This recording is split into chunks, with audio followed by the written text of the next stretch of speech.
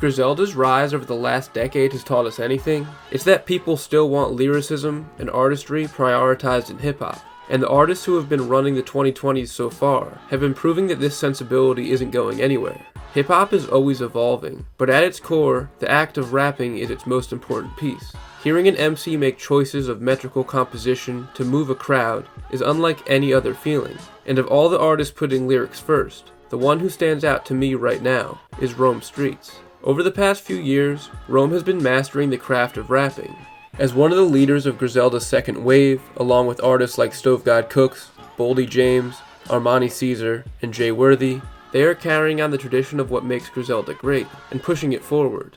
Even though all roads are leading to Rome right now, Rome's place in hip-hop was not built in a day. Jerome Allen was born in London, but moved to New York City when he was just 1 year old. He grew up all over New York, but mostly in Queens, Brooklyn, and Long Island. With his nomadic lifestyle, always roaming the streets, and his birth name Jerome, he adopted the name Streetz, and it fit him perfectly.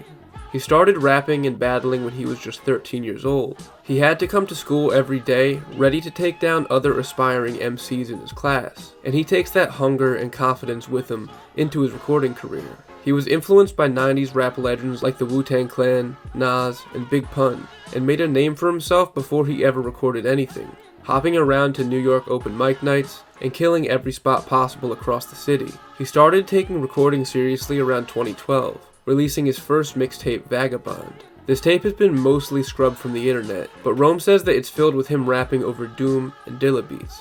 Around this time, Rome competed in the Coast to Coast Hip Hop Showcase, and won. His prize for winning was a full promotional package, and Coast to Coast helped get eyes on Vagabond across the internet. It was this experience that inspired Rome to take his career more seriously. He had always cared about rapping, but now he saw how important the business side of things were. He'd spend the next few years honing his craft, and release the mixtapes Rolling Stoned and Work on the Arm in 2015, and then the project I've Been Through Mad Shit in 2016. I've Been Through Mad Shit featured Rome at his hungriest. By this point, he was ready to make that next jump, and he showed that in his lyricism and delivery. His flow is less refined here than it will be later on, but that doesn't take away from his free-flowing ferocity. This is one of my favorite Streetz albums, primarily because of how different it sounds from his future projects. This was his first time rapping over all original beats, and Complex Productions, who handled the beats on here, provided the perfect backdrop for Rome to really start his Roman empire. He'd released the EP Narco Lingo in 2017, but 2018 was the year that he really made a huge jump. He released his first 2 official albums in 2018, Street Pharmacy with Pharma Beats, and Streets Keep Calling Me, with a bunch of producers including Lebanon Don, Sadu Gold, Camouflage Monk, and more. These projects signified the start of the next era of Rome's career, but they weren't even the most important thing that he dropped that year. He released 2 mixtapes in 2018, Volume 1 and Volume 2 of his Noise Candy series. These 2 projects showcase his elite wordplay and delivery, telling tales of his days in the drug game, and now with the skill set needed to capture the reality and magnitude of his life stories. The Noise Candy series would continue into today, with his 5th and latest edition dropping just last month. Rome describes the Noise Candy series as the one for him. After working with different artists and producers on projects, sharing their vision, he always comes back to Noise Candy to just bar out and be the artist that he was always meant to be. Most of the Noise Candy covers feature a razor, and that's the perfect way to describe his rap style. It's razor sharp, cutting through each track with the precision of a blade-wielding warrior. Noise Candy 3 The Overdose came out in 2019, and is widely thought of as one of the best projects of his career. With his sharpest delivery, over some amazing and dark production, here is where the Griselda influence really starts to show for me. But Rome would soon be influencing Griselda's music himself, from the inside. That same year he teamed up with Futurewave to release Headcrack, and channel the wavier side to his sound, showing how he can adapt his style to fit a smoother sound as well. And he closed out that year with my favorite of the bunch, Joyeria, produced by Artivist, a joint that has the most joyous and grand feel of all Rome's albums, with these blaring horn and vocal samples, and Rome ripping up all restraints, unlocking some of my favorite flows that he's ever used. By this point, Rome has solidified himself as one of the most elite lyricists working today, but as he entered the 2020s, he was just getting started. In 2020, he released Noise Candy 4 and Contraband, further deepening his catalog. But towards the end of that year, he was featured on Westside Gunn's Fly God is an Awesome God 2. Griselda has been the most important movement in hip-hop over the last 10 years, and joining forces with Boldy James, Stove God Cooks, and Rome Streetz has allowed them to push their wave of dominance to further heights. Rome had been involved with Griselda members before, but getting this official cosign put a whole new set of ears on his music. And with all these new people listening, Rome made sure to show them what he was all about. In 2021, he was featured on Conway the Machine's album If It Bleeds It Can Be Killed, and both of Westside Gunn's Hitler Wears Hermes 8 albums. Gunn is a master curator, assembling the Avengers of rap to come together on these, and Rome holds his own, even stealing the show next to some of the greatest MCs in history. Big Al off of Side B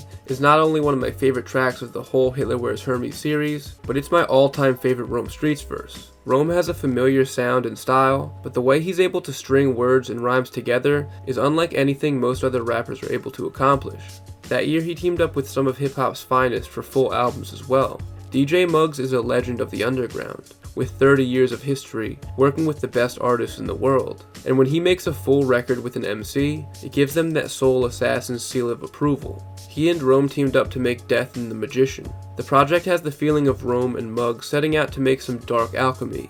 The production has almost a mystical feeling to it, like watching a dusty old horror movie about death itself on a killing spree. The thing with Rome is that even when his music feels dark and serious, it's still just so much fun hearing him rap. And you could tell that he enjoys rapping more than almost anybody. A few months later, he linked up with Ankhlejohn as two of the modern high-pitched hip-hop assassins. They released Genesis 1:27 in June. In the Bible, Genesis 1:27 is, "So God created man in his own image. In the image of God he created him.